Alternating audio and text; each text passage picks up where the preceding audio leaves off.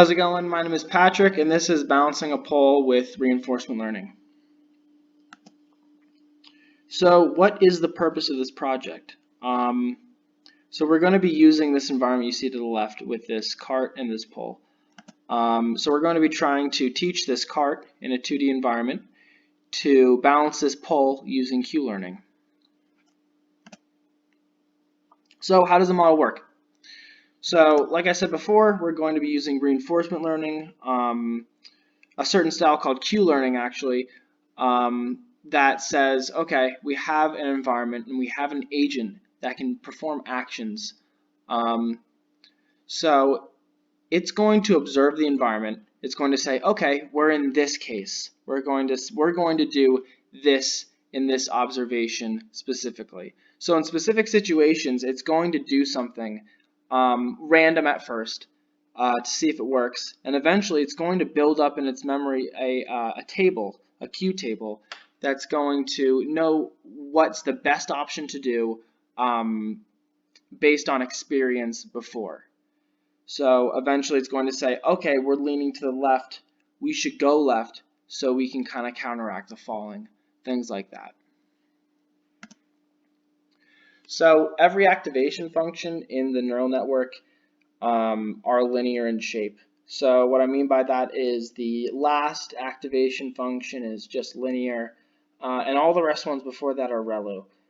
The reason why we do this is things like sigmoid and hyperbolic tangent.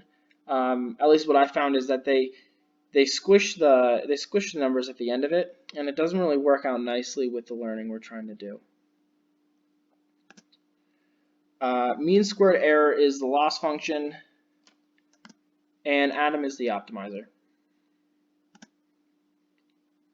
So the approach. All this is coded in Python and uses TensorFlow and Keras backends. So this implements an OpenAI Gym's classic control environment, cart pole version 0.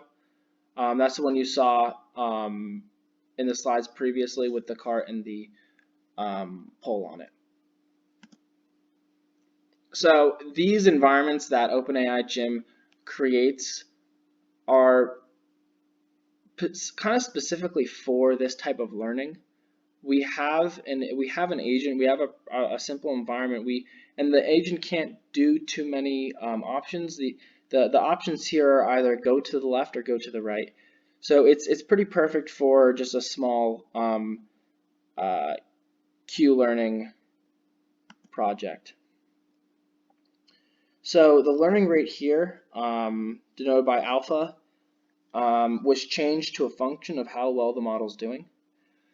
So this is analogous to neuroplasticity and crystallized intelligence when you get older. When you're a baby, you tend to learn things and pick up on things faster, right? I have a baby cousin who's 2 who knows how to use an iPad, and I have my grandmother who's 86 doesn't know how to use her iPhone that she's had for 3 years. So babies or the analog to this is early models will try to learn faster. So we made the learning rate high with models that are younger in that sense. So it's going to perform actions that are and change it up a lot until it gets a good score with those actions. And when the score increases, the learning rate goes down. So at the end, if we're at the end of our run and we're getting really high scores, we don't want the model to say, okay, let me try something new, because it's pretty optimized already, so we just wanted to tweak things minorly so we can get a really good score at the end. So real-world applications.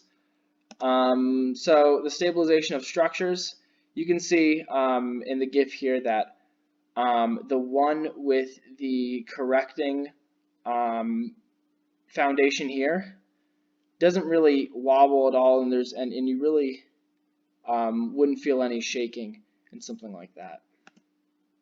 You can also make this thing in the real world. Other real world applications,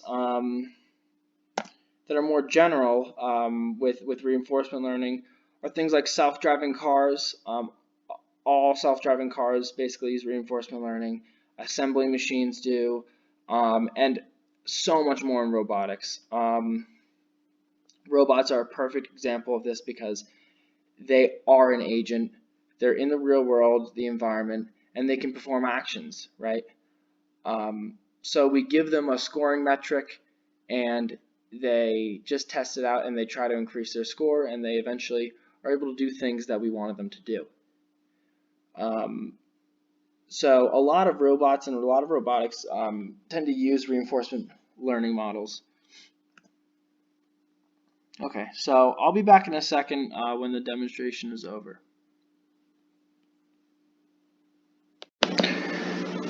How's it going? So this is balancing a pole using reinforcement learning. This environment is by OpenAI Gym. So this thing has two movement options. You can either go to the right or to the left. It pushes it with a constant force. So I'll show you that now.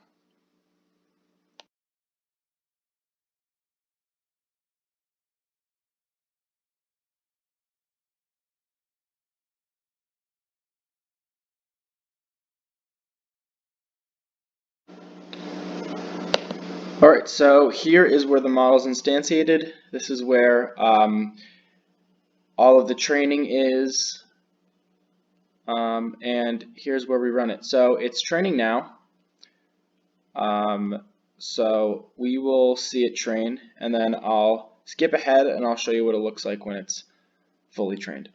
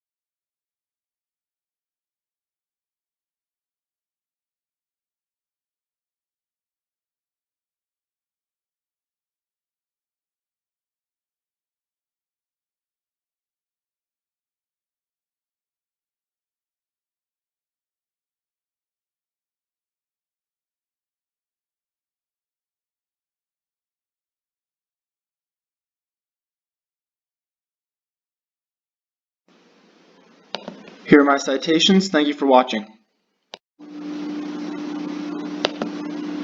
Alright, so welcome back. Now that you've seen the model, what can be improved? So the physics environment that we're using is not very analogous to the real world.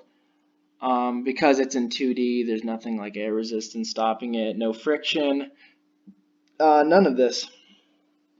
The ground is completely flat, so there's no changes in elevations. So it would be good to train this thing in the physics environment that OpenAI Gym has at first.